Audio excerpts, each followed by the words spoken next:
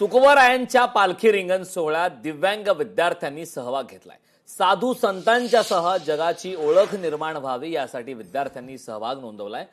जगद्गुरू श्री संत तुकाराम महाराजांच्या पालखीमध्ये दिव्यांग निवासी शाळेतील दिव्यांग विद्यार्थ्यांनी या तुकोबारायाच्या दिंडीच्या सांप्रदायिक दिंडीमध्ये आपला सहभाग नोंदवल्याचं चित्र पाहायला मिळतंय। यावेळी या मुकबधीर दिव्यांग विद्यार्थ्यांना जगाची, साधू संतांची आणि संप्रदायाची ओळख निर्माण व्हावी या भक्ती भावनेने हे विद्यार्थी दिंडीमध्ये सहभागी झालेत। याच बाबतीत यावेळी शिक्षकांशी अधिकचा संवाद साधला आमचे प्रतिनिधी सुंदर कुसाळकर यांनी।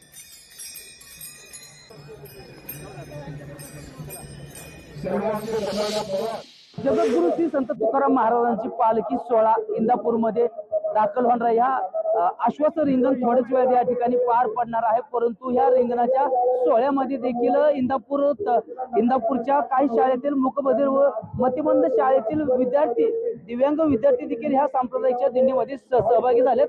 खरं तर यांना आणण्याचा हेतू खरं तर ह्या विद्यार्थ्यांना, ह्या मूकबधिर विद्यार्थ्यांना जगाची ओळख करावी, साधू संतांची ओळख करावी, धार्मिक सांस्कृतिक याचं देखील यांना ज्ञान यावं या संकल्पनेतून ह्या दिंडीचं आजच्या ह्या माध्यमातून आयोजित करण्यात आल्याचं आपल्याला या ठिकाणी पाहायला मिळतं। ही मुलं जरी मूकबधिर असली, यांना बोलता येत नसलं तरी परंतु आपल्या राज्याची, देशाची संस्कृती, धार्मिक, सामाजिक जीवन या मुलांना कळावं।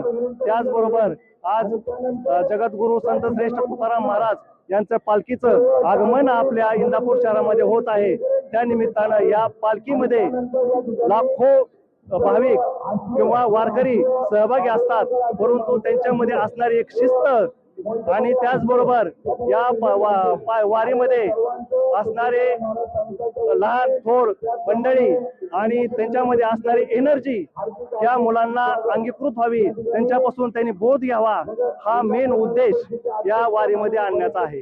दरवर्षी नवीन नवीन विद्यार्थी येतात, प्रत्येक वर्षी ऍडमिशन झालेली येते, ते मुलं उत्साहाने सहभागी होतात। त्यामुळे सगळ्या 100 मुलांची शाळा आहे, पण आता निवडून 30-35 पोरं आम्हाला घ्यावी लागते। त्यामुळे मुलांना आनंद देण्याचा प्रयत्न करतो। सुंदर कुसाळकर, लोकशाही मराठी, इंदापूर। लोकशाही मराठी, ऐका, पहा, जागरूक रहा।